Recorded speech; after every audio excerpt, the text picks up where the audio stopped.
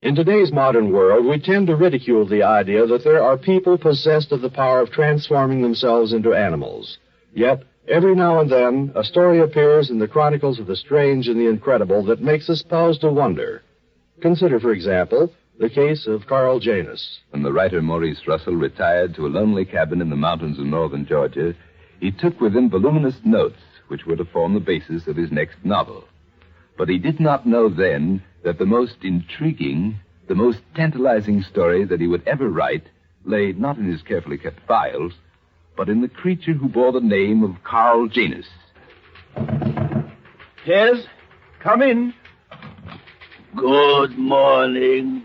The sound of that voice, Russell whirled around. My name's Janus. I just moved into the hut down the valley. Well, I'm glad to know you. His new neighbor's appearance had shocked him to the core.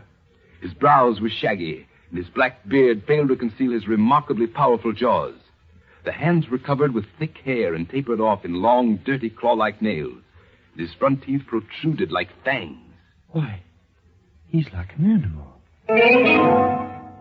A week later, Russell stumbled on the answer.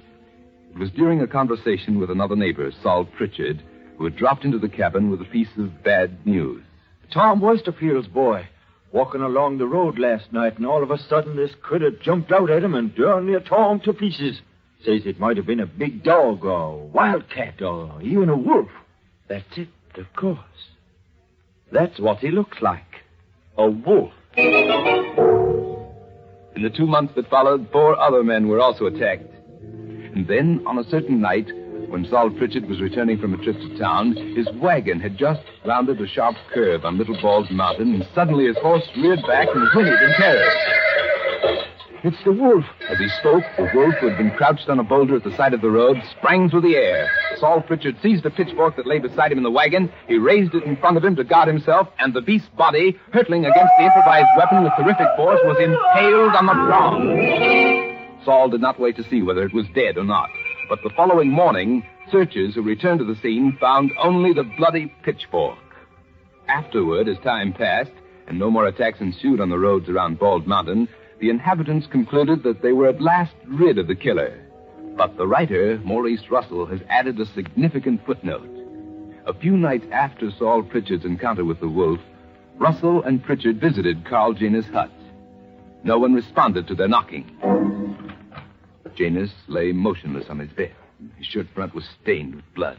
Russell unbuttoned the shirt and examined the body carefully. That pitchfork you used, Saul, it had 3 prongs? Yes, that's right. Why do you ask? Because there are no holes in Carl Janus' shirt. But there are 3 deep gashes in his chest. Yes, the man, Carl Janus, the man whose appearance in the community had been simultaneous with the appearance of the wolf, had died with marks on him which one might have expected only the wolf to bear. Let those who scoff at the werewolf tradition, let them explain this astonishing story. A story incredible but true.